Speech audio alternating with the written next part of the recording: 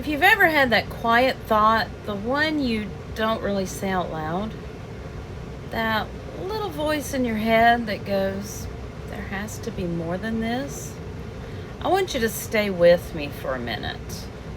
Because this channel is about me figuring that out.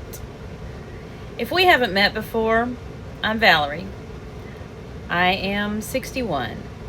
And this is me building a life that actually fits me now.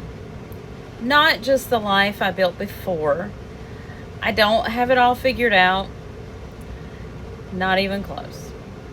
I wish I did, but I don't. But I will tell you this. I've done hard things. The kind of things that break you down a little and then build you back up into someone different. And I've gotten myself unstuck before. So if you're sitting there feeling something you can't quite explain, you are not the only one. Let me tell you where this really started. So there was a night where I was just sitting in my bedroom. I was in my 40s. I was just staring at my computer. I wasn't working. I wasn't scrolling. I wasn't surfing. I wasn't doing any of those things. I was just sitting there. And it was quiet, but not a peaceful quiet, at least not inside. It's the kind of quiet where your thoughts get very loud. And I remember thinking, is this really it? Not dramatic, not my life is falling apart, just, is this it? Did I already do the part of my life that mattered? And now I'm just, I don't know, waiting it out? Just waiting to die? Is this all there is? And you know, that's a heavy thought. But it was a real thought. It was really what was going through my head. Because if you had looked at my life from the outside, you would have said, everything's fine. I had a job. My kids were grown. They were beginning to start their own lives. That whole empty nest shift was going on. But everything looked steady enough. But inside of me, it wasn't a loud unhappy. I wasn't like crying all the time or, depressed or anything like that. It was just empty. Like you're showing up for your life, but you're not really in it anymore. You're not really part of your own life. And I kept thinking, I've pretty much done everything right. I raised my kids. I worked. I showed up. I had a social life. I handled life. And now what? Because all of a sudden, nobody really needed me the same way anymore. And that's a strange thing to say out loud. It really is. But if you know, you know. You go from being needed for absolutely everything to sitting there thinking, well, where do I fit now? And I didn't have an answer for that. Now, during all of this turmoil in my own mind, I was working at a funeral home. And that work meant something to me. It really did. It meant an awful lot to me. It wasn't just a job to me. It was a ministry. It's the best way I can think to put it. It was a ministry. I helped the funeral directors. I handled paperwork. paperwork like death certificates, helping families file insurance, all the things that have to be done right, obituaries, that sort of thing. And I made the memorial videos. I would go through the pictures that families brought in, sometimes hundreds of them. And, I would make these videos, and then you would watch someone's whole life go by on that screen. All the happy moments, the birthdays, the vacations, the celebrations, and the little pieces that make up a life. And in a way, that's how I got to know the families. I got to know them pretty intimately that way. And I cared about getting that right, because that's the last thing their families are going to see. It was really the celebration of their life. And I loved that work. I really did. But something inside of me shifted. Nothing big at the time, nothing dramatic, just this quiet feeling of, this isn't fitting me anymore. And that's hard because, like I said, I really enjoyed the work. And, it's easier when something is obviously wrong. It's harder when it's just quietly not right. And so I'd go home at night after work, and I'd sit there in that quiet room, and that thought would come back to me. There has to be more than this. And honestly, I didn't know what to do. I struggled with it. I struggled for a long time with it. And then one of those nights, I was thinking about my dad, who had passed, a few years before. He was a truck driver. And I don't even know exactly why that came to mind, but it did. And I thought, well, I need a challenge. Maybe I'll try that. Now, I had no idea what I was getting into. None. Not one iota of. I really didn't know what I was getting into. But I did. I signed up for truck driving school. I signed up for the night class because, I'd get to work at 8:30 in the morning. I'd work all day. And then I'd go straight to truck driving school. And it was from 6 to 10 at night. So it was some long days there for a while. Then I'd go home and I'd fall into bed. And then do it all over again the next day. And that was a little bit challenging. Now you have to realize that I had never, ever in my life driven anything like that. I had never pulled a trailer. I had never backed up something that bends in the middle like it's got its own personality. And I'll tell you what, that thing and I were not in agreement about anything. I was bad. I mean, really, really bad at this. I was grinding gears. I was missing shifts. I was trying to back up and ending up somewhere I absolutely did not mean to be. And to top it all off, I was the only woman in my class. And Lord help me, those instructors, they were like drill sergeants. They ordered me around, they yelled, they, told me everything I was doing wrong.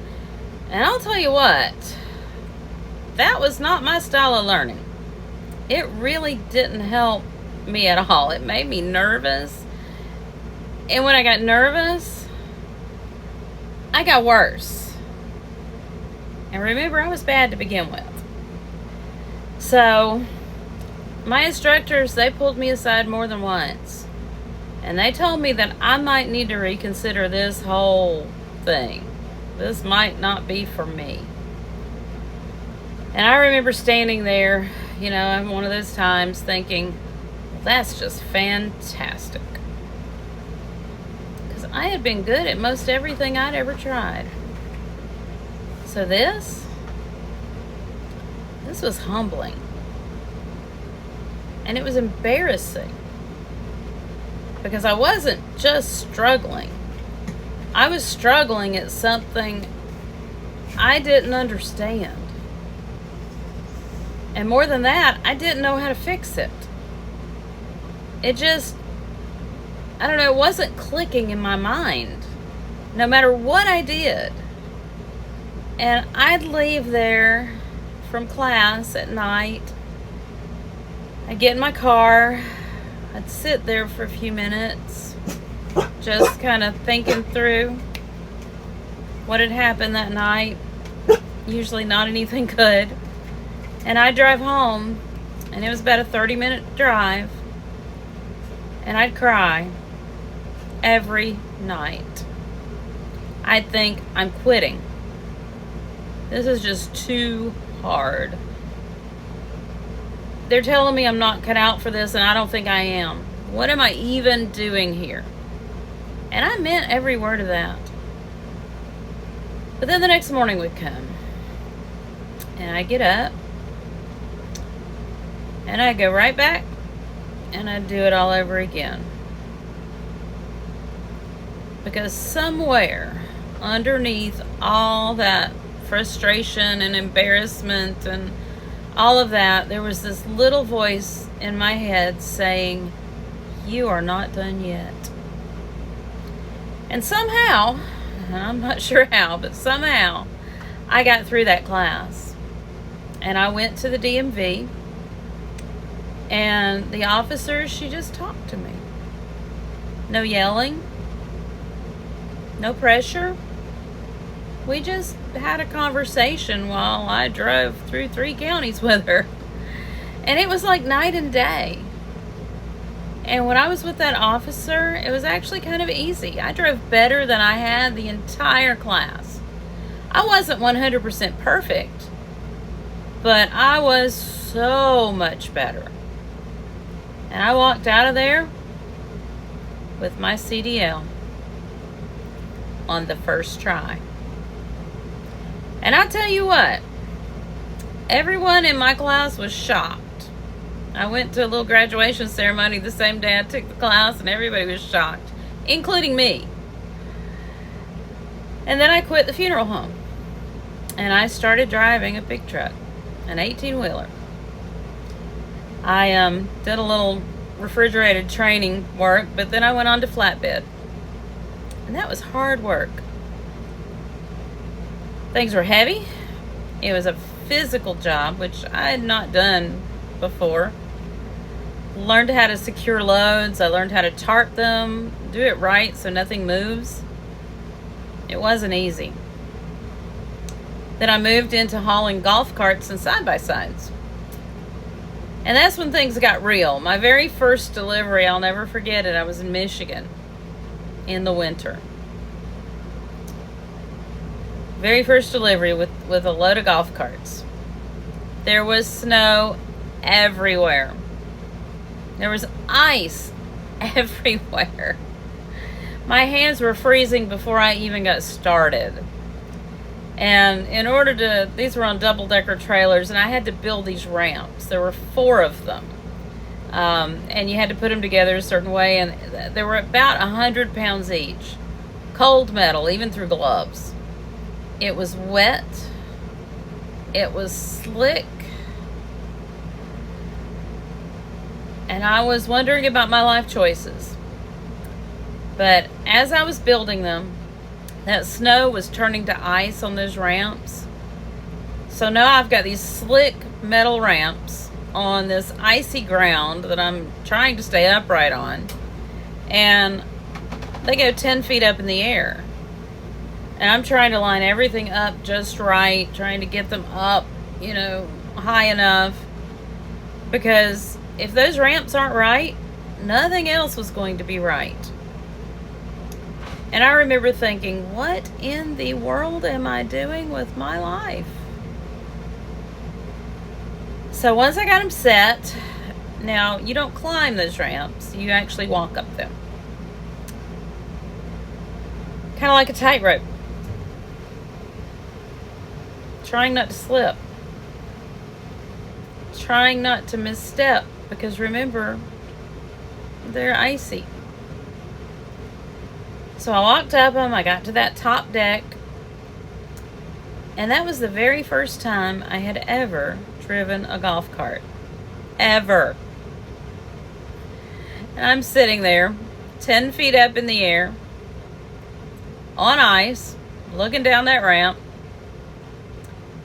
knowing that if I don't line those tires up just right on that ramp, I could go straight off that ramp onto the ground.